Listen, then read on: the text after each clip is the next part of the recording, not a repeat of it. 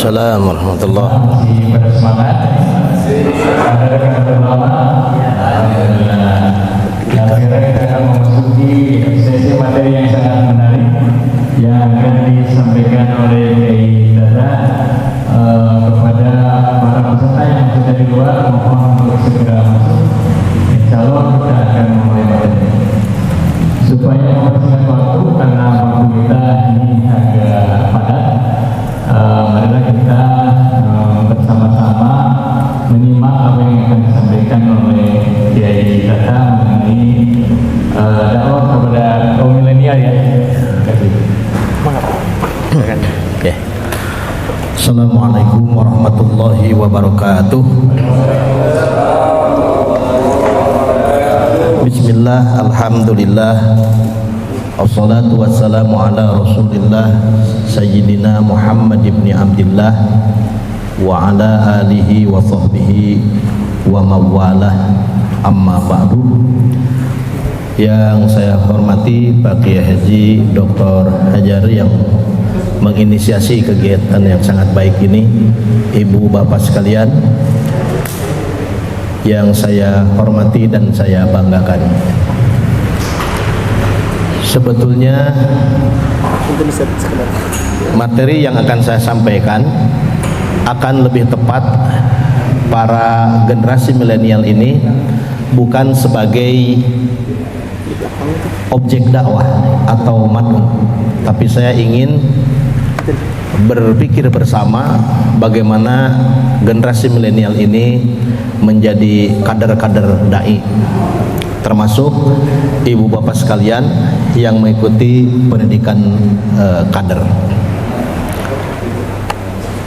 Kalau berbicara milenial, mau tidak mau kita akan mengamati, mencermati, sekaligus merasakan perkembangan yang sangat cepat dari revolusi industri abad ke-18, revolusi industri kedua pada abad ke-19, dan pada abad ke-18, abad ke-19 ini, pada abad ke-18 total Indonesia dalam cengkraman penjajah Belanda, dan pada abad ini sampai pertengahan abad ke-19 dimensi agama mengalami beberapa perubahan.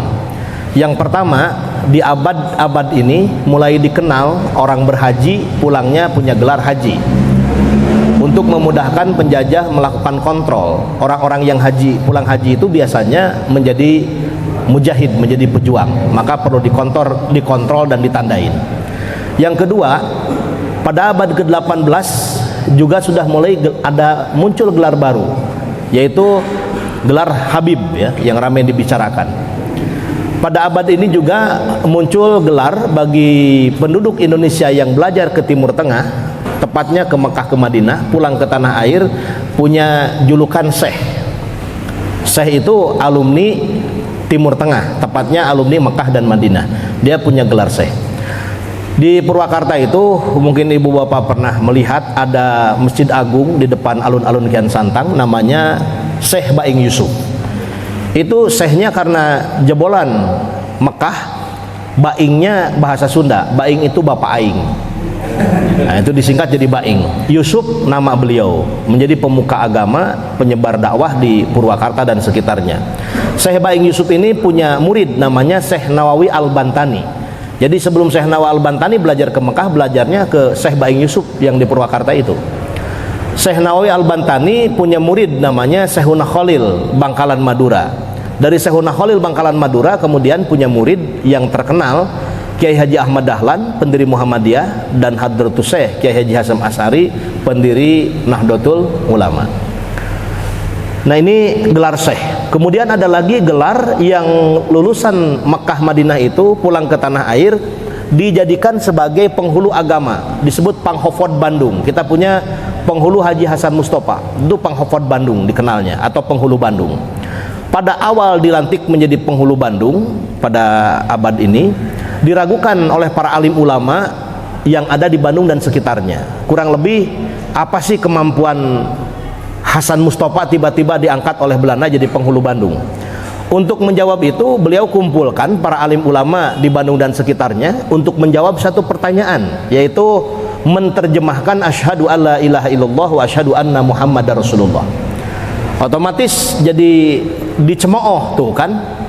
Dia kira ini pertanyaan bonafid kan, ini pertanyaan ibtidaiyah, masa penghulu punya pertanyaan seperti ini. Lalu ada yang menjawab namanya Mama Cibangkonol. Nah, ini juga sebagai inspirasi. Ulama-ulama dulu itu tidak sibuk mengenalkan nama dirinya, tapi lebih sibuk mengenalkan nama Allah. Bahkan susah ditemukan foto wajah dirinya, karena tidak sibuk mengenalkan wajah dirinya, dia sibuk mengenalkan wajhullah, wajah Allah kepada umatnya. Dari Mama Cibangkonol ini, nah kalau kita coba agak sedikit panjang ya, ada kalau di Cibabat itu ada Mama Ciung Wanara, itu Mama Cibabat yang menafsirkan Quran 30 juz dengan bahasa Sunda tapi Arab Pegon. Kemudian ke arah selatan sedikit ada Mama Rende, kemudian masuk ke Pleret ada Mama Sempur. Jadi yang terkenal itu daerah-daerahnya, dia tidak punya kepentingan mengenalkan dirinya. Nah ini juga inspirasi buat kita semua, sehingga para ulama, para da'i dahulu itu sibuk mengenalkan nama Allah, sibuk mengenalkan wajhullah, tidak sibuk mengenalkan dirinya. Nampaklah wujud manusia ikhlas seperti garam, rasanya ada, wujudnya tidak kelihatan. Maka bekas-bekas dakwahnya itu luar biasa. Mereka nampak di wajahnya min asari sujud. Kalau da'i sekarang kadang-kadang nampak di wajahnya min asari bedak, karena harus pakai make up ya ketika di TV. Nah ini penghulu Ajaz Mustofa ketika mengenalkan itu diterjemahkanlah oleh penghulu oleh Mama Cibangkonol itu, aku bersaksi bahwasanya tiada Tuhan kecuali Allah, aku bersaksi bahwa Nabi Muhammad utusan Allah. Kata penghulu Haji Hasan Mustofa, kalau asyhadu itu diartikan bersaksi, apa sih makna saksi itu? Saksi itu kan melihat dan mendengar diantaranya. Lalu siapa yang pernah melihat dan mendengar Allah, melihat dan mendengar Nabi Muhammad secara langsung? Ini baru terjemahan asyhadu alla ilaha illallah yang kita anggap sepele dan tidak perlu dijabarkan di hadapan umat. Tapi ketika kita pikirkan, asyhadu itu kalau diartikan melihat atau bersaksi, yaitu syarat saksinya itu diantaranya. Oleh penghulu Haji Hasan Mustofa kemudian diluruskan kembali, asyhadu itu artinya meyakini dan bersumpah atau bersumpah. Ini kecerdasan penghulu Haji Hasan Mustofa. Ketika buka pengajian, otomatis harus memberikan fatwa halal haram. Beliau disoal oleh jamaahnya, Pak penghulu, apa hukumnya nuang keyeup, naon hukumna nuang keyeup? Penghulu Haji Hasan Mustofa jebolan Mekah tidak bertemu keyeup di Mekah, Pak. Kalau ke Laut Jeddah bertemu dengan kepiting, tapi yang ditanyakan ini bukan kepiting tapi keyeup. Apa cara berfatwanya? Beliau bertanya, ai hidap lengih di mana? Di Tasik, Pak penghulu. Lain di Tasik, balong loba keneh laukan seueur. Di sawah loba keneh belut rea, Pak penghulu. Tah eta we heula hakanannya geus eta beak karek hakan kana keyeup. Saya baca juga karya Syekh Baing Yusuf itu mengarang 3 kitab yang melegenda. 1 tasawuf Sunda, 2 fikih tafsir Sunda, yang ketiga fikih Sunda. Di fikih Sunda itu pakai Arab Pegon tulisannya, tapi bahasanya bahasa Sunda. Ketika beliau menjelaskan lalab-lalaban kayaning daun putat halal di daharna, ini fikih Jawa Barat, Pak, karena daun putat ada di Jawa Barat, tidak ditemukan di Mekahnya, Pak. Jadi ulama dulu itu berfatwa mudah dipahami, bisa dimengerti dan bisa dilaksanakan, tidak diadukan antara mana Mekah, mana Nusantara. Ya berfatwa sesuai dengan Nusantara. Coba kalau ulama Mekah ditanya bagaimana hukumnya nuang keyeup, bingung, Pak. Keyeupnya aja dia bingung seperti apa keyeup itu. Putat nggak ada di sana. Lamun kumaha hukumna nuang daun korma halam mata kabisekan misalkan. Yang ditanya ini yang ada di sini. Nah ini saya melihat kebijakan, arif, kecerdasan para ulama itu. Islam itu seolah-olah hadir untuk orang kita, orang Jawa Barat. Islam itu jadi hadir, tidak menyulitkan, tidak menyusahkan, dan beradaptasi dengan lingkungan kita. Tidak berasa ini untuk orang Timur Tengah begitu. Betapa fleksibelnya. Nanti ada pelajaran akidah, fikih, bahkan akhlak itu digubah jadi nadoman, digubah jadi pupuh, sinom dalam bentuk asmarandana dan lain sebagainya. Saya belum menemukan kecerdasan guru besar filsafat bisa menadomkan pelajaran filsafat dari A sampai Z-nya. Tapi para ulama dulu itu bisa mengajarkan tauhid dengan nadom. Jadi kalau kita menganggap kita lebih hebat, kita mah nggak ada apa-apanya dibandingkan dengan mereka. Nah ini perkembangan di sini. Kemudian revolusi industri lebih cepat lagi pada abad ke-20 ke-21 Kita sekarang kalau generasi angkatan usia 40 tahunan ke atas itu kalaupun adaptasi dengan media sosial pasti pegangannya Facebook, naik sedikit ke IG. Tapi anak-anak sekarang mainannya sudah macam-macam media sosialnya, maka mereka bisa berinteraksi di media yang lebih canggih, lebih modern. Yang lebih tren sekarang itu TikTok ya, atau TikTok. Jadi kalau Bapak dakwah di Facebook ya itu usia 40 ke atas. Tapi kalau di kalangan muda, kalangan milenial sudah di media yang lainnya. Nah, ini dampak-dampak perubahan. Yang jelas perkembangan revolusi industri dan high tech itu menghasilkan ini kondisi objektif mad'u yang dihadapi. Yang pertama individualistik, maka semakin sulit mengumpulkan orang-orang untuk pengajian, apalagi pengajian rutinan. Sampai bibir Ustadz Jadwer manggil juga nggak datang-datang ya, karena individualistik, kurang seneng kumpul-kumpul. Di sini alhamdulillah bisa pada kumpul karena kadar dai-nya ya, bukan mad'unya. Kemudian pragmatistik, nah kecuali kalau ada sesuatu yang dibagikan itu masih gampang ngumpulinnya, pragmatis banget gitu. Kemudian hedonistik, pengennya senang-senang, maka pengajian yang kering dari humor itu semakin susah mendapatkan jamaah. Hasil riset 60% peminat ceramah itu adalah ceramah yang banyak sense of humornya, yang banyak humornya, atau pidato yang rekreatif. Tapi jangan berkecil hati, bapak-bapak, kaidah retorika mengatakan be yourself, jadi diri sendiri. Kalau diri sendiri bapak-bapak bisa menghibur orang, maka tampilkan mubalik yang jenaka. Peminatnya banyak yang sukses ceramahnya dibumbuhi dengan humor-humor. Kalau punya sense of humor karena bakat bawaan sejak lahir, tampilkan pidato yang rekreatif. Tapi kalau bisa mempengaruhi orang, mencerdaskan orang, mencerahkan orang, kita semua tahu menyimak ceramah Ustadz Adi Hidayat itu susah menemukan ketawanya. Tapi kita tidak bergeming karena kualitas yang disampaikannya. Kita mencerahkan orang tidak bisa seperti Ustadz Adi Hidayat.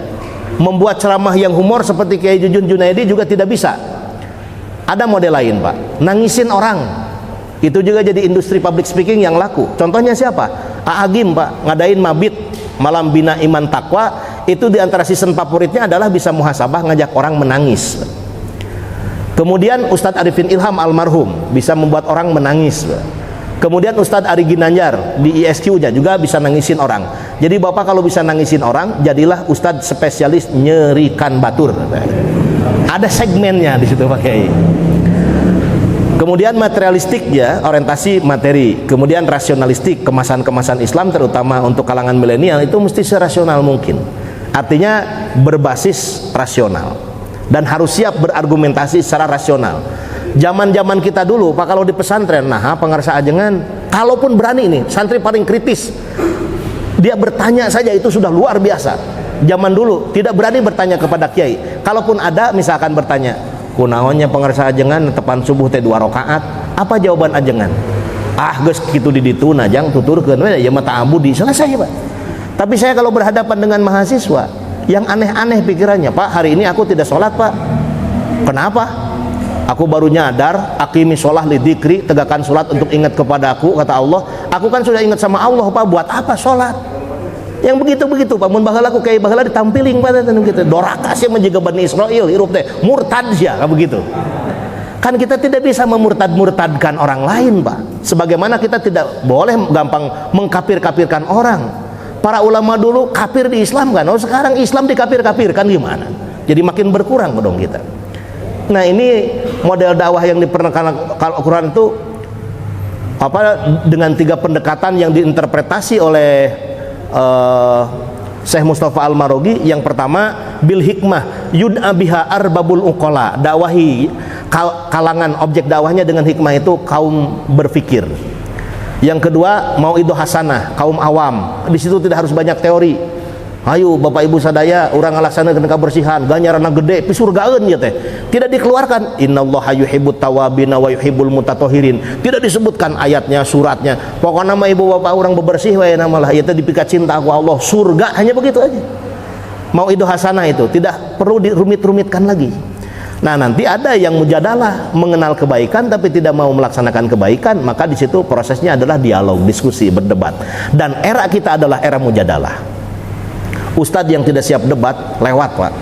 Yang masih doktrin dengan gaya-gaya lama, pokoknya mah hese Pak, tidak diterima dakwah kita di kalangan milenial kalau seperti itu.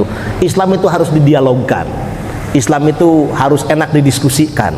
Jadi memang rasa-rasanya kalau dulu itu Islam amaliyah, ngamalkeun dalil, ayeuna mah kadang-kadang ngadalilan amal Pak.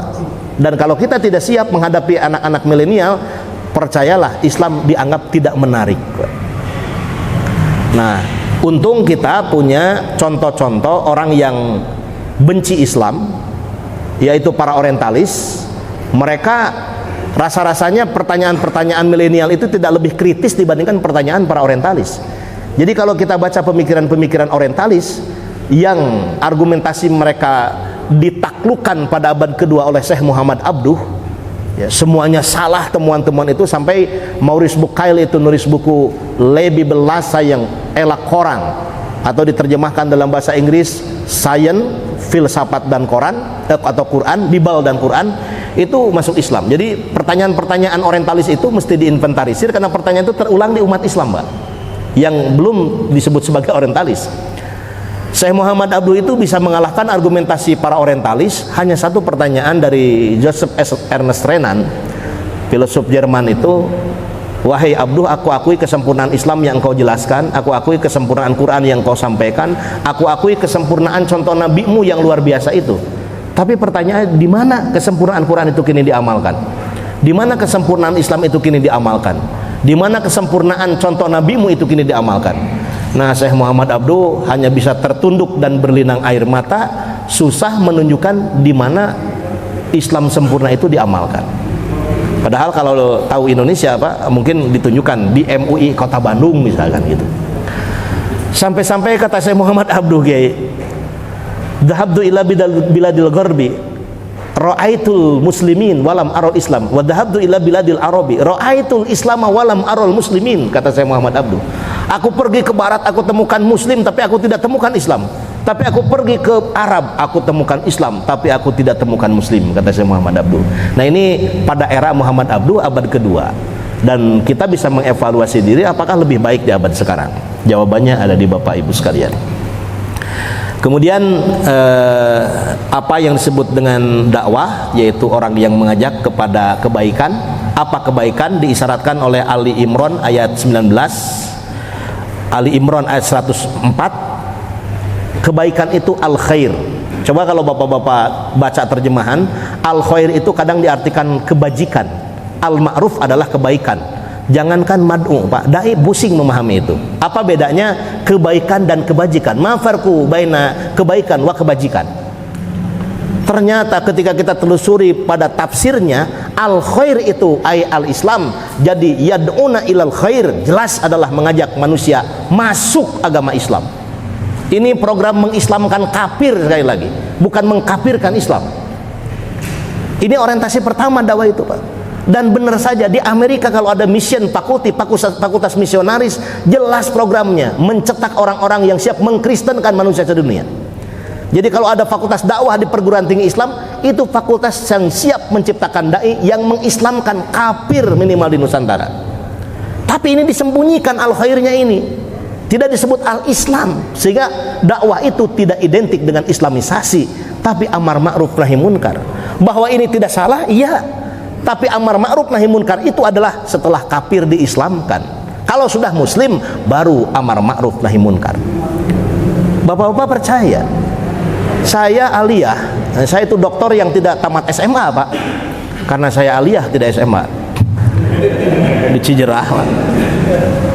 Itu kalau tahun 90-an ditanya berapa persen umat Islam Indonesia, tanpa napas kita menjawab 80%, 90% umat Islam Indonesia itu. Tapi coba sekarang Bapak buka Android, berapa persen umat Islam Indonesia? Sebulan yang lalu saya akses di internet, jumlahnya 73%. Jadi kalau tahun 90-an ada 80% umat Islam Indonesia, sekarang 73%. Pertanyaan gampangnya, kira-kira nambah apa berkurang? Lah terus dai sekarang ngapain? Sibuk amar ma'ruf nahi munkar, tidak yad'una ilal khair, tidak mengislamkan kafir. Jadi dari sisi jumlah sekarang semakin berkurang Pak. Itu baru kuantitas, bagaimana kualitasnya? Nih saya keliling riset kalau ini. Rata-rata muslim yang santri itu kekuatan ekonominya kalau beli rumah yang harganya 200 300 paling tinggi di 500 juta. Artinya itu rumah yang bersubsidi. Yang kata Kiai Haji Abdul Hamid almarhum al-maghfurlah itu R yang S-nya 7 likur. Rumah sangat sederhana, sisi sawah, sisi solokan, sampai-sampai sholat saja susah sekali. Dan itu konsep rumah Pak Ustadz Dadang yang kata orang tua disebut imah anu bro di juru bro dipantau ngalayah di tengah imah. Di tengah imah teh parkir motor, kulkas, TV, tamu di dinya di tengah imah. Nah ini konsepnya Pak. Lalu di mana rumah-rumah yang harganya 1 M ke atas di kota? Siapa yang belinya? Kristen Pak dan agama lain. Apa yang bahaya? Kalau sekarang kita bangga banyak tempat-tempat olahraga, banyak gereja-gereja berubah jadi masjid. Tapi yang harus kita antisipasi jangan di kota kita banyak masjid yang berubah jadi tempat ibadah agama lain. Mengapa? Pasum Pak. Makanya ada BWI, Badan Wakaf Indonesia di negara kita itu. Di rata-rata di perumahan itu masjid itu pasum. Pasum itu ukurannya kuantitas. Kalau komplek itu didirikan mayoritas umat Islam maka masuk pasumnya masjid. Nah sekarang generasi pertamanya sudah meninggal dunia, turun ke anaknya, tidak mau melanjutkan Pak, dibuka waris, dilelang, berapa harganya? 3,5. Kalau dijual 3,5 miliar, percayalah yang beli susah Islam yang santri. Sekali yang beli Islam yang abangan, yang tidak punya sensitivitas Islam. Kalau kita sebut di dalam pesawat ketika kita mau umroh mau hajian, Bapak punten netepan teh dikosor lohor 2 rakaat di jama takdim asar tarika dia 2 rakaat satu acan netepan teu kedah abdas dan hese wudu udah oge ku tayamum Pak. Dia bingung, Pak Ustad upami lohor 2 rakaat asar 2 rakaat eta upami tayamum sabaraha rakaat Ustad? Dikira ku manehna mah tayamum teh dulurna tahajud Bang. Nah yang begitu yang punya uang itu terus dijual 3,5 miliar. Umat Islam yang nyantri tidak kuat beli, yang abangan pun tidak kuat beli, dipecah jadi ruko, dijual 2,5. Yang beli siapa? Yang seagama dengan mereka Pak. Kalau seagama dengan mereka maka jumlahnya akan bertambah banyak di perumahan itu. Lalu apa yang mereka lirik? Tempat ibadahnya. Nah sekarang masjid ini bukan lagi mayoritas di warga kami nih sekarang ini. Ayo kita rubah Pak. Kalau tidak diantisipasi, saya bukannya hoax ya, tapi ini bisa kejadian Pak, karena saya beberapa pengajian di kota Bandung sudah ada keluhan-keluhan itu Pak. Ini satu Pak, dari sisi kuantitas ya. Dari sisi kualitas kita sudah kalah, kuantitas kalah. Bayangin Pak, Ahok dalam versi agama mereka berjuang untuk agamanya Pak. Begitu keluar, buang produk lama, ambil produk baru, keur magelis ngorak keneh, dikristenkan Pak. Pakai pelet Jepang dengan kekuasaan, bahkan pelet dolar Amerika Pak. Ngagoloyong pan dikapirkeun dasa urang Pak. Mengkapirkan seorang kan nanti anak baranakan kafir deui wae ka handap teh. Jadi saya berpesan bapak-bapak yang jago ilmu pelet, hijib magrobi, asihan magrobi, sir magrobi Pak. Cinglah ulah melet anak ajengan geus loba nu daekeun kadinya mah Agnes Monica atuh pelet Pak. Kalau Bapak bisa ngawin Agnes Monica datang ke pelatihan ieu sagala jadi ulama jumhur Pak. Masyhur Pak. Nikah sama Cina itu sunnah. Oh, sunnah. Itu sunnah. Belajar ke negeri Cina saja sunnah dianjurkan.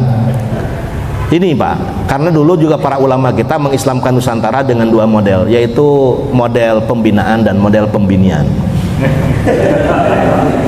Apa yang diantisipasi Pak? Anak-anak putri-putri Bapak yang cantik-cantik, yang soleha-soleha itu harus dijaga.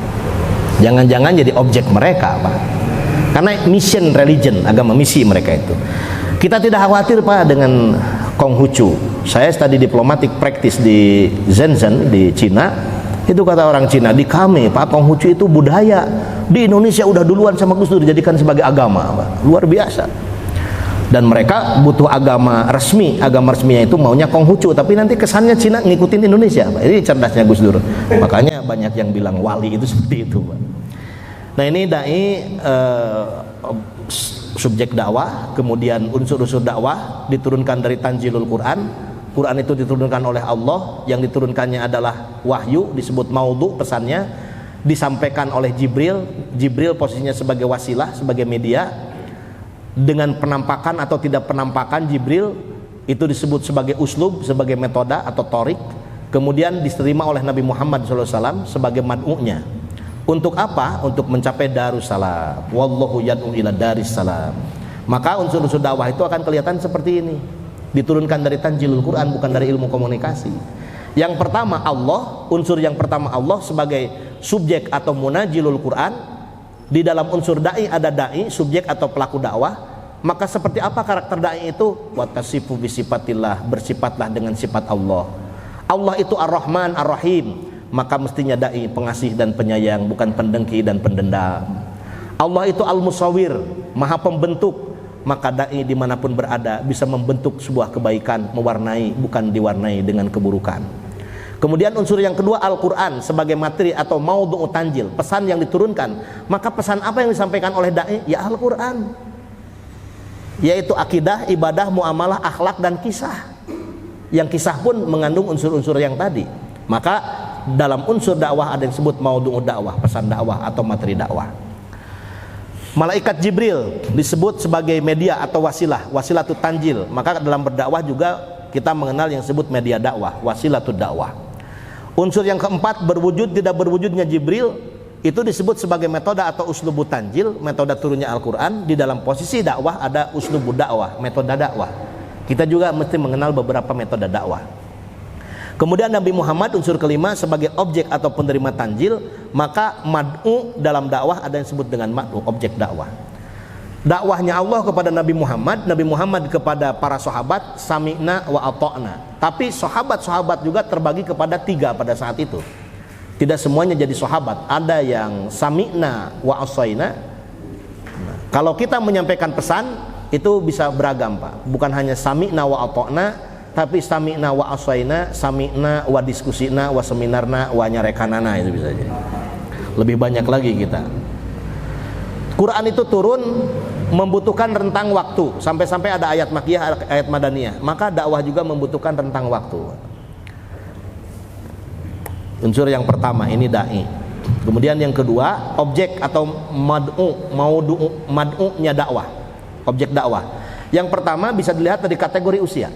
Quran mengatakan ketika da'inya lebih tua, lebih senior kepada yang muda, itu Allah berikan contoh model komunikasinya adalah An-Nisa ayat 9. Wal yahsal ladzina law taraku min khalfihim dzurriyyatan dhi'afa khafu 'alaihim falyattaqullah wal yaqulu qawlan sadida. Wal yahsal waul atifa wa lam lil amri yahsa fi'lun mudhari'un majzumun bilami wa istinbatu sigatu lil amr asal amri lil wujub.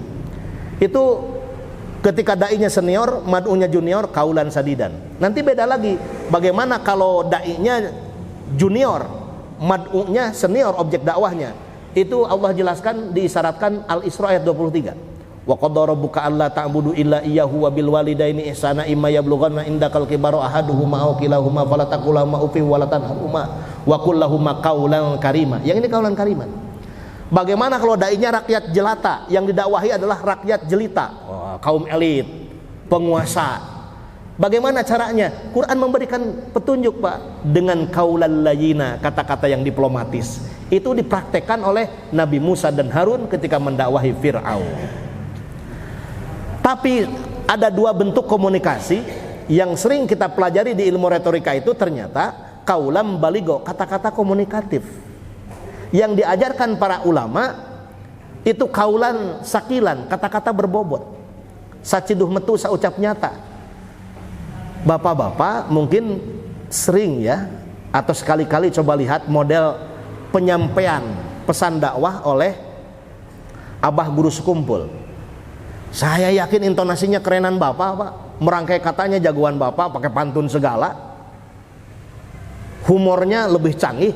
Abah guru sekumpul, pesannya sederhana, materinya sederhana, intonasinya sederhana. Tapi kenapa membekas? Karena kaulan sakila, kata-katanya berbobot.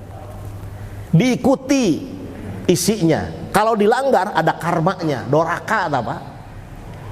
Ini orang tua dulu hanya ngomong ulah calik di lawang, neng bisi nyongtot jodoh. Itu dengan begitu saja, begitu dilanggar ada karmanya, Pak. Karena kaulan sakila. Dari mana kaulan sakilan ini dapatkan? Konteks ayatnya adalah ada hubungannya dengan sholat malam. Maka pantas kalau orang tua berpesan, lamun hayang saceduh metu saucap nyata, kudu daek kuru cileh kentel pejit. Nah itu kuru cileh itu karena rajin sholat malam Pak. Batur sare ieu hudang wirid, sholat, hijib dibaca. Ini ulama dulu dakwahnya pakai hijib, ulama sekarang karek podong hol, hijib geus dilarang manten Pak.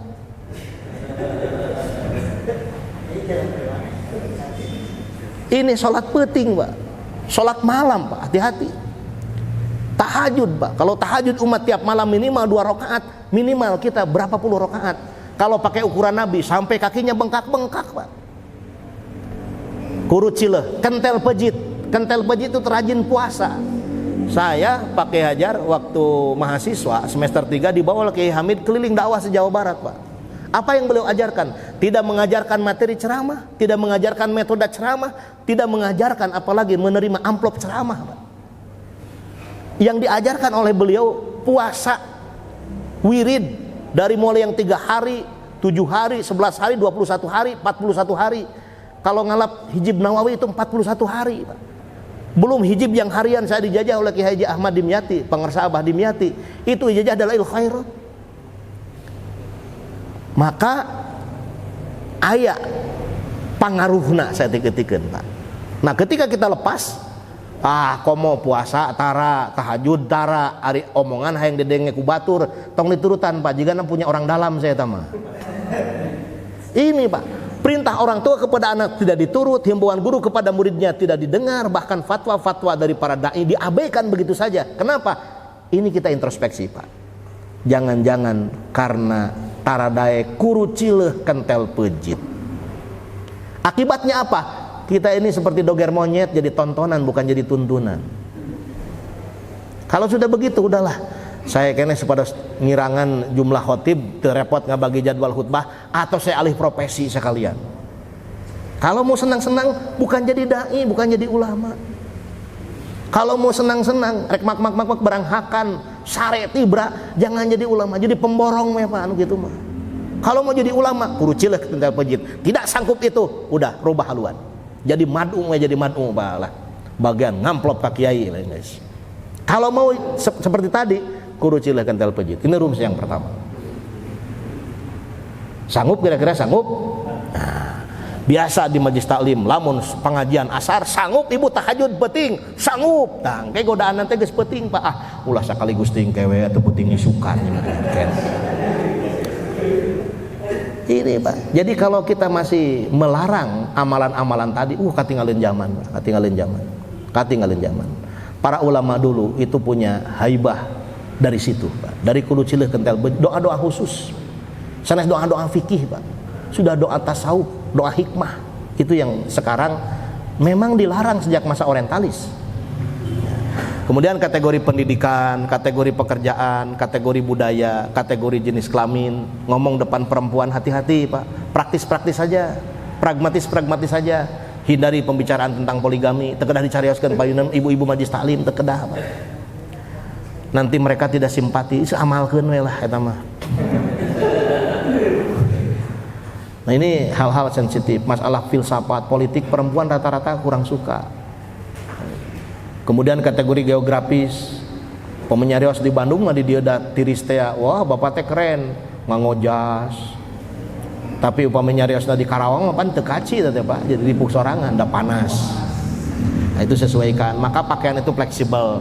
Saya sekali-kali pakai totopong, sekali-kali pakai peci, sekali-kali pakai peci haji. Nah, itu nggak apa-apa fleksibel Pak. Yang nggak pernah tuh saya pakai helm Pak, berat Pak. Saya baca tulisan Karsten Brigiai itu ketika menggambarkan Syekh Nawawi Al-Bantani bertubuh kecil sebagaimana layaknya orang Nusantara. Karena itu ketika pakai gamis nampak sering kedodoran. Pakai igel katanya kepalanya malah ketutup semua, hilang sampai ke wajah-wajahnya. Kalau berbicara pakai bahasa Arab sering ditertawakan oleh syekh-syekh Arab karena tidak fasih ketika berucap Arab, berbahasa Arab. Ketika tidak fasih berbahasa Arab dan sering tertawakan, beliau jarang ngomong sehingga banyak mencurahkan pikiran-pikiran Islamnya melalui tulisan. Maka 100 lebih karya beliau berbahasa Arab. Ini kan surti karena diri, tableg tepati paseh atau nyerat we jadi dai na nulis. nulis ulah maksakeun. Nih berikutnya ini, apa mau dakwah, pesan dakwah itu? Risalah Islam, fokus ke risalah Islam. Itu garis besarnya ada 4. Yang pertama akidah, dakwah Nabi pertama itu menyampaikan pesan akidah di Mekah. Yang kedua ibadah, kemudian muamalah, akhlak. Jadi kalau menguasai semuanya mumtaz, luar biasa. Kalau tidak, pilih salah satu. Mau ulah we salah satu teh di tahun ka tahun teh ngajelaskeun ibadah sasih Ramadan teh ya ayyuhalladzina amanu kutiba alaikumusiyam wae. Pan ayat saum teh seueur keneh. Tadi piwarang khutbah Idul Fitri kutiba alaikumusiyam di wae. Jadi siamna geus leupas pan hiji Sawal aya nama. Nah itu kekurangan, berarti kekurangan pengetahuan. Ya, nah disinilah letak strategisnya. Oleh Pak Kiai Hajar itu dikumpulkan lalu diberikan pencerahan-pencerahan. Kalau menjual harus membeli, kan begitu. Nah ini media Pak. Media itu saya rujukannya pakai Abdul Fattah Al-Bayanuni. Memang media itu bisa wasilatu dakwah, paket sod wasola innallaha wa malaikatahu yusholluna 'alan nabi sallu. Tapi di 2 ayat ini yang dikutip oleh kitabnya Al-Madkhal ila Ilmi Dakwah, itu Al-Isra 57 dan 35 menggunakan sin wasilah, wabtagu ilaihil wasilah. Wasilah ay al-wuslah kata Abdul Fattah Al-Bayanuni. Dan wasilah tu dakwah, media dakwah itu ada 2 kata beliau. Yang pertama wasilah madiyah, media material, media bersifat fitriyah, bawaan sejak lahir. Wasail fitriyah, bawaan sejak lahir. Sejak lahir punya suara yang bagus, dakwah dengan suara seperti Bung Haji Roma Irama. Lahir ke dunia punya suara yang bagus, dakwah seperti Kiai Haji Muammar Jat'a. Dakwahnya dengan membacakan Al-Quran pada level mujawwad. Ternyata punya suara yang memukau ketika berorasi seperti Bung Karno. Dakwahlah menjadi mubalik yang menyampaikan pesan dakwah. Ini yang kedua, media yang bersifat ilmiah, wasail faniyah atau ilmiah, yaitu hasil produksi edukasi dan teknologi manusia seperti tulisan atau lukisan. Wasilah yadawiyah, nyarios tepati bente sorat rada goreng patut meusan, lamun nyanyi batur rek narimpugan, ulah maksakeun gitu Pak. Yadawiyah aja, menulis, melukis, ada kaligrafi, ada melukis dan lain sebagainya. Kemudian wasilah basoriyah, wasilah sam'iyah. Nah, ini pidato melalui radio sam'iyah, mustami'in, mustami'at yang berbahagia, pendengar. Kemudian audio visual, wasilah sam'iyah basoriyah. Itu dakwahnya bisa di TV, bisa di Pacebok, Facebook ya, atau di Instagram dan media-media lainnya. Sekarang lagi rame yang begitu. Kemudian media bersifat implementatif, tatbikiyah, memakmurkan masjid, memimpin organisasi. Nah, ini lebih ke hal-hal yang bersifat praktis. Yang kedua, media imaterial, Pak, ini yang tadi saya sampaikan. Media atau wasilah maknawiyah yang bersifat imaterial, tidak kelihatan tapi memberikan pengaruh. Contohnya apa? Sebuah media yang tidak bisa diindra tapi sering terbukti memberi pengaruh secara empirik dalam kehidupan. Seperti kekuatan energi doa, Pak. Keikhlasan, akhlak yang baik, serta perilaku-perilaku spiritual lainnya. Ini dibenarkan teori ini oleh Al-Amiri, ada pengaruh imateri kepada imateri, imateri kepada materi, materi kepada imateri, materi kepada imateri, Pak. Materi kepada materi, kaki kita materi, batu materi, kaki kesandung batu, nyeri aya pengaruh tah. Yang kedua, materi kepada imateri, tadi na teresep Pak.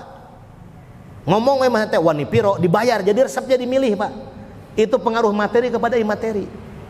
Makanya kalau susah tentang sesuatu katanya di negara kita fa'alehi bisogok, pasti benang. Entong arsip, dokumen katanya itu. Yang tadinya tidak lulus jadi lulus Pak. Ini pengaruh imateri kepada materi. Atau pengaruh imateri kepada imateri berupa energi doa. Maka dulu itu takut kalau nolak santri. Perempuan nolak santri itu pibahayaeun. Sakumaha miskin goreng patut naoge sieun, karena santri punya kaidah cinta ditolak tasbih berputar. Kumaha lamun dimenyem-menyem maka ya istulan pangcat Nabi Sulaiman cahya Nabi Yusuf surah Nabi Daud ya kelawan asam dina wong cet bokan lanang wadong tiluk antum ketusan ko kabeh asih marin badang awaking. Itu bahaya, bisa kagegeloan jeung inung bapana oge. Nah ini sama juga, kalau energi imateri itu digunakan oleh dai sebelum menyampaikan dakwahnya, Wah itu Pak, itu tadi saya ciduh metu ucap nyata. Dedengeunnya ngadeng si eta mah urang onang deui minimal ngondang deui. Karena ukuran public speaking, ya seorang public speaker tanda public speakingnya sukses atau tidak itu dionang deui atawa henteu Pak ya, tapi ukuran gampang. Mun teu dionang deui berarti goreng eta teh. Mun dionang deui rada lumayan hade. Ukuran pendekatan ilmu komunikasi. Tapi kalau menggunakan pendekatan ilmu pengaruhnya sejauh mana itu diimplementasikan tentunya. Nah ini metode berikutnya, metode atau subuh dakwah terbagi kepada dua berdasarkan Fusilat ayat 33. Wa man ahsanu qawlan mimman da'a ila Allahi wa amila shalihan wa qala innani minal muslimin. Maka terbagi dua dakwah dengan bi'ahsani qaul. Yang bi'ahsani qaul itu turun bentuknya dalam bentuk dua hal, yaitu tabligh dan irsyad. Irsyad itu bimbingan konseling. Kemudian tabligh kata Dr. Ibrahim Imam sebagai tajwidun nas bil akhbari sahihah wal ma'lumati salimah wal haqa'iqi sabitah liyakunal haqqa iman wal qistu. Nabi ahsani amal bentuknya dua, ada tamkin pengembangan masyarakat Islam dan ada tadbir manajemen dakwah. Nah ini dakwah melalui pendekatan struktural. Jadi anggota legislatif atau eksekutif yudikatif bisa dakwah dengan ini. Alhamdulillah Pak Wali Kota terpilih Pak Farhan sudah berkunjung bersilaturahmi dengan MUI, Pak Kiai Hajar hadir, Pak Kiai Miftah Farid juga hadir. Beliau sebagai wali kota terpilih di kota Bandung akan melanjutkan kembali program Bandung Agamis. Alhamdulillah. Melarang narkoba apa kita tidak bisa Pak. Innamal khamru wal maisru wal rijsun min amali syaiton. Haram mengkonsumsi narkoba, haram cekek botol tengah whisky brandy sampanye blunya martini vodka AO mensen KTI bir kata kita apa. Haram telan bekan nipa magadon ciming oren kokain adam lup triple X. Kita hanya bisa mengatakan haram, tapi kita tidak bisa melarangnya Pak. Tapi kalau Bandung Agamis ini ketika wali kota menurunkan larangan peredaran minuman keras, selesai Pak.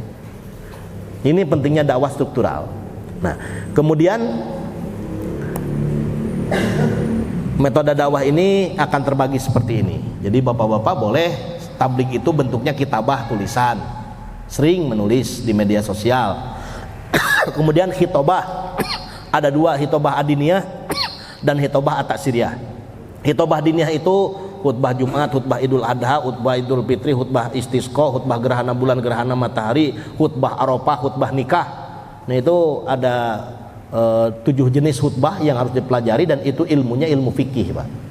Umumnya sunnah wal jamaah itu membaca kitab I'anatul Talibin atau Fathul Mu'in, sandaran dan dasar pijakan teorinya.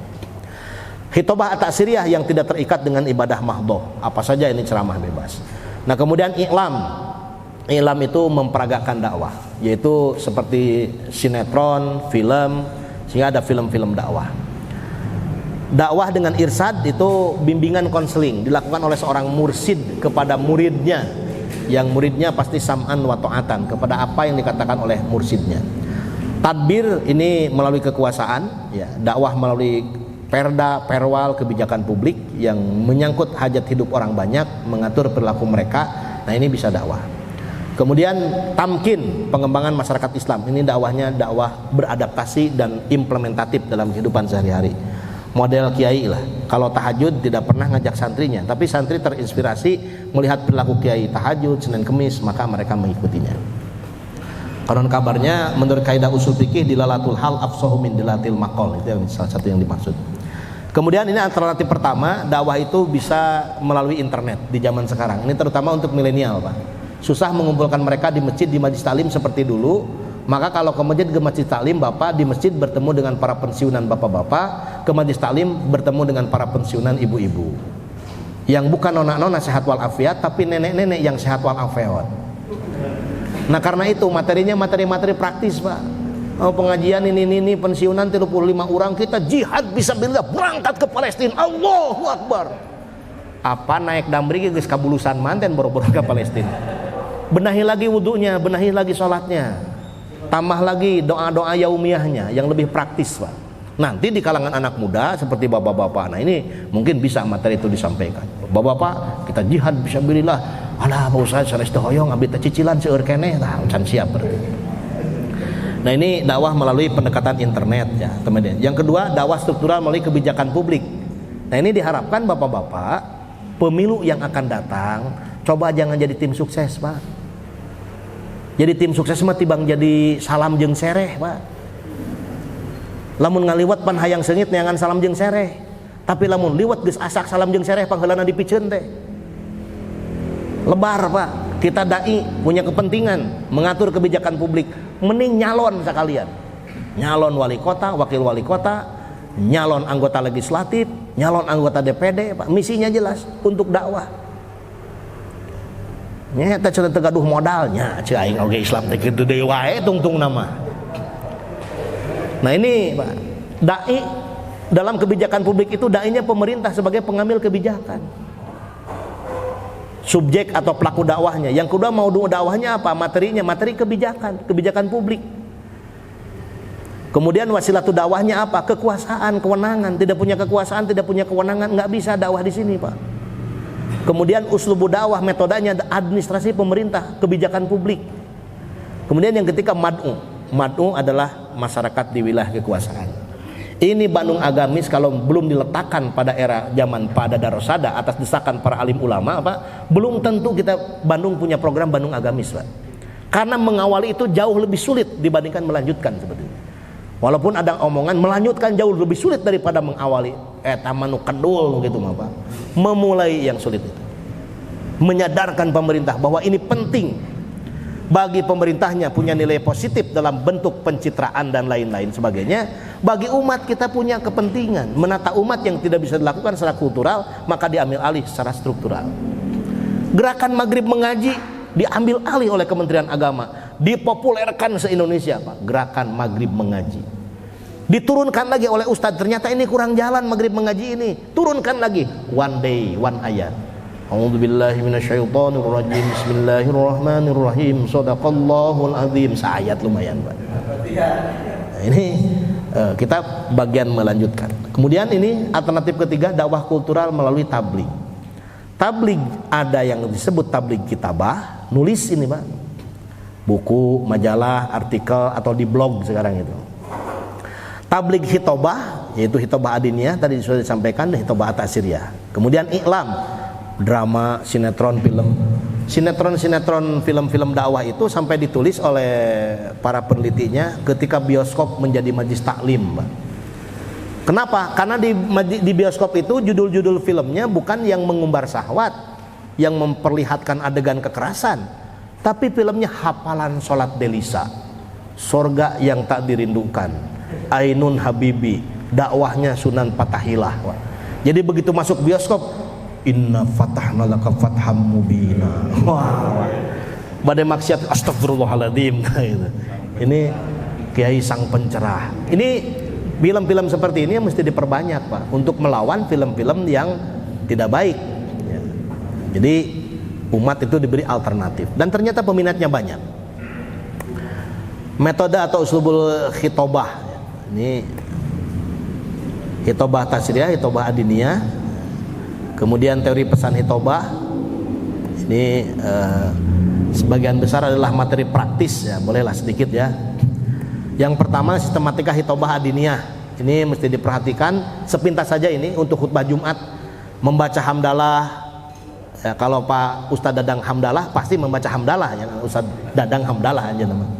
Membaca syahadatain, 2 kalimat syahadat, membaca salawat kepada Nabi Muhammad, keluarganya, sahabatnya, tabi'in sampai akhir zaman, berwasiat atau memberi nasihat tentang takwa, membaca atau menyampaikan ayat Al-Quran. Nah, di khutbah kedua berdoa. Menurut madhab Syafi'iyah tidak sah khutbah Jumat kalau khotib pada khutbah kedua tidak membaca doanya, doa ampunan. Allahumma gfir lil mu'minina wal mu'minat wal muslimina wal muslimat al ahya'i minhum wal amwat. Nah, itu doa, salah satu contoh doa orang hidup mendoakan orang yang sudah mati. Selain ketika sholat janajah, ya, janajah layon ngajampana bugang hareupeun urang ke sholat janajah 4 kali takbir ka hiji baca Fatihah, takbir kedua baca sholawat, takbir katilu mayit lelaki nama Allahumma gfir lahu warhamhu wa'afihi wa'fu anhu. Itu contoh doa orang yang hidup mendoakan orang yang sudah meninggal dunia. Doa yang ketiga, Allahumma gfirli wali walidayya warhamhuma kama rabbayani shaghira. Emak sareng apa anak geus teu aya, tapi daya mah kewajiban anak. Allahumma gfirli wali walidayya warhamhuma kama rabbayani shaghira. Itu contoh doa orang hidup untuk yang meninggal dunia. Yang kedua, mengembangkan materi hitobah terutama untuk hitobah at-tasiriyah. Yang pertama unsur salam pembuka, ibda'ul kalam bisalam. Yang kedua unsur hamdalah, sholawat dan salam kepada kanjeng Nabi, keluarga, sahabat dan umatnya dengan uslub yang benar. Ini harus diperhatikan nanti nahu sorobnya. Yang ketiga, mengemukakan badi saja yang ujungnya sama. Alhamdulillahi rabbil alamin, wassalatu wassalamu ala asrafil anbiya'i wal mursalin, Sayyidina wa maulana Muhammadin wa ala alihi wa sahbihi ajma'in. Ujungnya sama. Mengemukakan badai baru atau istislah. Ketika diterjemahkan, Fawatihul Hitobah itu menggambarkan materi yang akan disampaikan. Kebetulan upacara pelepasan jenazah, bapak-bapak diminta kultum atau mewakili keluarga, maka pakai Fawatihul Hitobah saja dan istislah. Alhamdulillahilladzi khalaqal mauta wal hayata liyabluwakum ayyukum ahsanu amala. Wassalatu wassalamu ala asrafil mustafa wa ala alihi wa sahbihi ahli sidqi wal wafa. Ini seni, Pak, tidak salah sebetulnya kalaupun Bapak pakai alhamdulillahilladzi ahalan nikah wa harrama sifah. Cuman tidak nyeni, Pak. Disitulah pentingnya seni atau the art of speaking itu. Maka kalau kita belajar retorika, kalau retorika barat itu babari, Pak, gampang. Tapi ketika belajar retorika model pesantren, retorika itu adalah seni berbicara, inti kajiannya adalah ilmu mantik, ma'ani, badi, bayan, dan balago. Jadi lebih luas lagi kajian retorika di dunia pesantren itu. Kemudian ungkapan sapaan terhadap audien atau kepada jamaah, jangan sampai salah ketika menyapa jamaah. Mengemukakan prolog, pengantar topik pembahasan, semacam latar belakang penelitian, Pak. Ada how-to-nya nanti, bagaimanakah solusi terhadap masalah ini. Nanti jawabannya diisi. Isinya satu, kesesuaian mengutip ayat yang relevan. Kemudian menterjemahkannya, menyampaikan murad ayat secara umum, secara global. Mengutip tafsir, Pak. Mau tafsir tahlili, coraknya misalkan tafsir pertama di dunia Islam, Ibnu Abbas, Tanwirul Mikbas, pengarangnya keponakan Nabi. Boleh. Atau tafsir tahlili, tafsir Al-Jalalain, boleh. Atau tafsir maudhu'i, yang berhak menjelaskan ayat adalah yang punya ayat, ayat ke ayat dijelaskannya, boleh. Misalkan tafsir Al-Misbah karya Prof. Quraisy Shihab. Atau tafsir bil maksur, menjelaskan ayat dengan hadis, seperti tafsir Imam Ibnu Katsir. Atau tafsir Adabul Ijtimai seperti tafsir Al-Maroghi, atau Sofwatut Tafasir karya Muhammad Ali As-Sobuni, Sofwatul Bayan li Ma'anil Quran, atau tafsir Jubdatut Tafsir min Fathil Qadir karya Dr. Muhammad Sulaiman Al-Asqari, atau tafsir falsafi atau tafsir tasawuf, tafsir Al-Jilani, tafsir Al-Kasab, boleh, Pak. Yang penting tidak sampai menjelaskan ayat numutkeun kahoyongnya lira. Man fasaral Qur'ana bi ra'yih falyatabawa maq'adahu minan nar. Makanya rame kemarin, terutama MUI Kota Bandung disorot betul ketika ada ustadz yang aneh menjelaskan ayatnya, muncul di berbagai media sosial, sampai-sampai MUI pusat nanya, coba itu telusuri ustadznya kok di Bandung itu. Cikai Bandung itu luas, lain di Bandung eta mah di Cimahi cinta eta mah. Coba ya, Pak. Mau ngajelaskan al-qiyamah lah segala macam araraneh itu. Ini yang tidak berbasis kepada tafsir. Maka membaca tafsir menjadi hal yang penting serta hal yang wajib. Kemudian memperkaya analisis dengan Al-Quran, diperkaya dengan Al-Quran kembali, dengan hadis, dengan peribahasa, syair dan balagoh. Mungkin semantiknya dulu, nanti mantiknya, kaidah usul fikihnya. Jadi satu ayat itu nggak selesai dalam waktu 1 jam, Pak. Teguh neangan materi itu iya deui. Ketika kita kembali kepada referensi, Islam itu sendiri sangat kaya, Pak. Teu mungkin beakeun bekal keur ceramah. Kunaon geuning beakeun bekal keur ceramah? Abab udud wae, pan udud jeung udud lain macaan tafsir. Nya ududna bari maca mah leuheung, basim kuring ge udud, Pak sami. Tapi da keur sare mah tara di sim kuring oge. Menyebut asbabun nuzul bagi ayat yang ada asbabun nuzulnya, la yumkinu ma'rifatut tafsiri dunal wuqufi wa bayani sababin nuzuliha. Bagaimana kalau ayatnya tidak ada asbabun nuzulnya? Pakai tafsir relevansi atau tanasubul ayat, ayat sebelum, ayat setelah. Banyak cara. Tanasub dengan nama surat. Perintah dakwah berada dalam surah An-Nahl. Apa itu nahl? Lebah. Bagaimana karakter lebah? Itu ada 70 karakter lebah dijelaskan oleh Al-Imamul Ghazali. Moal eta ceramah 2 poeun ya tahu ge Pak. Mun teu eureun-eureun. Komo ti bang satengah jam mah. Memang Pak Kiai lamun di lembur mah ngaji teh kudu rame. Aing bener ngajina alus teh nu peuting, padahal lain ngaji ngabodor Pak eta. Nah, ini Pak, kabobodo tenyo ka samaran tinggal teh ya. Kemudian kontekstualisasi isi ayat dengan problem kekinian, supaya ayat itu tidak kuno tapi kekinian pada zaman kini. Memberikan contoh aktual dan faktual dalam pembahasan, sehingga berasa ayat itu hadir untuk menjawab masalah yang sekarang, padahal itu kan pada masa lalu. Karena Quran shalah likulli zaman wal makan. Menggunakan gaya bahasa, bisa alegori, personifikasi, hiperbol. Ini penting Pak. Rambutnya terurai bagikan sutra, hidungnya mancung bala di Diana, senyumnya merkah bak Mona Lisa, dadanya lebar bagikan parabola, pinggulnya seksi bak biola, cokor jebrag juga Maradona. Nah, ini kadang-kadang gaya bahasa seperti itu dibutuhkan ketika sudah jenuh. Nah, kemudian terakhir penutup hitobah, membuat kesimpulan uraian pembahasan, harmonisasi kesimpulan dengan uraian yang sudah disampaikan, imbauan aktualisasi pesan, iktijar, ceramah di Nahdlatul Ulama, wallahul muwaffiq ila aqwamit thoriq.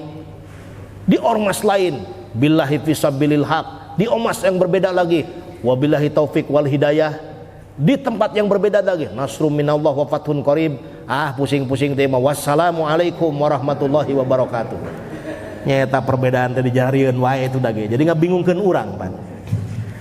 Di mana dakwah itu dimulai? Ini ada 4. Pertama dakwah nafsiyah, tentu mendakwahi diri sendiri. Yang kedua dakwah fardiyah pada tingkat keluarga. Yang ketiga dakwah hizbiyah pada tingkat organisasi atau partai. Yang ketiga dakwah syu'ubiyah wa qabailiyah. Ini terakhir termasuk nasihat buat saya, sampaikan yang diamalkan dan amalkan yang disampaikan. Mudah-mudahan ada manfaatnya. Kalau ada salah kata yang tidak berkenan di dalam hati, mohon maaf yang sebesar-besarnya. Allahul muwaffiq ila aqwamit thoriq. Wassalamualaikum warahmatullahi wabarakatuh.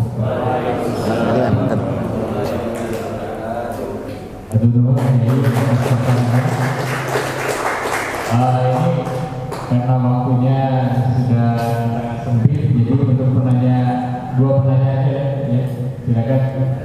Kalau ada yang mau ditanyakan mengenai materi yang sangat menarik ya dari Kiai Tata, silakan. Assalamualaikum warahmatullahi wabarakatuh. Saya menghormati pesan dari Kecamatan Sukasari Kecamatan Sukasari yang saya mau tanyakan, bagaimana keadaan ulama dalam menyampaikan dakwahnya atau metode dakwahnya untuk masuk atau apa yang didakwakan itu nyampai kepada masyarakat dan dipahami. Terima kasih. Nampaknya kita memperhatikan satu, dari sisi teknis ada rumus retorika yang sederhana, yaitu bagi orator ulung itu ada 4 hal yang diperhatikan. Yang pertama pengetahuan, minimal apa yang kita sampaikan itu diketahui betul oleh kita atau kita expert di bidang itu. Maka kalau dulu itu para ulama biasanya membatasi diri. Ada ulama falak, ada ulama usul fikih, ada ulama nahwu, ada ulama sorof, ada ulama jadi spesialis, kalau sekarang untuk profesor lah, profesional. Ini yang pertama. Dan itu kita yang tahunya. Kita ini spesialisnya di bidang apa? Kalau itu yang jadi bidang keahlian kita, maka itu saja yang disampaikan. Kalaupun membaca fenomena yang berbeda, tapi perspektifnya itu yang pertama, pengetahuan. Yang kedua, praktek. Untuk menambah jam terbang sering praktek. Yang ketiga adalah semangat. Karena dalam ilmu retorika itu harus menjadi orang yang menegakkan 3 hal: etos, patos, logos. Etos itu penyemangat, logos merasionalisasi pesan yang sulit sehingga mudah dipahami. Nah, ini kemudian praktek. Praktek dan ketulusan yang keempat itu. Pengetahuan, praktek, semangat, ketulusan. Kembali lagi kepada model dan modal wasilah ma'nawiyah, yaitu ketulusan, keikhlasan. Kita sama-sama introspeksi Pak. Kenapa jamaah rutinan kita kok nampaknya tidak ada perubahan perilaku? Jangan-jangan kata-kata kita hanya berupa kaulam baligo, kata-kata yang efektif tapi tidak jadi kaulan sakilan.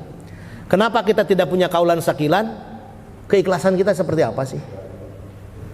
Kenapa dakwah kita menjadi sulit? Karena kita menyampaikan yang kita tidak tahu dan tidak kita amalkan, sehingga jadi sulit, Pak. Kalau tidak diamalkan, kenapa mau menyampaikan? Nanti dai itu ada 3, Pak, kalau pakai perspektif terminaliah. Ini ilmu terminal. Yang pertama yang kenceng teriaknya, wadio, yo, kan abu, saya tasik. Orang jauh saja mendekat, masuklah ke bis, tapi begitu bis berangkat pergi ke Tasik dari Bandung, dia nggak ikut, Pak. Oh, jadi calo, Yang kedua teriak, tapi di sekitar bis saja, dia tidak berani jauh meninggalkan bis. Naruh dia, ibu badai ka Tasik, mohon, bapak badai ka Tasik, mohon, dia bantu, Pak.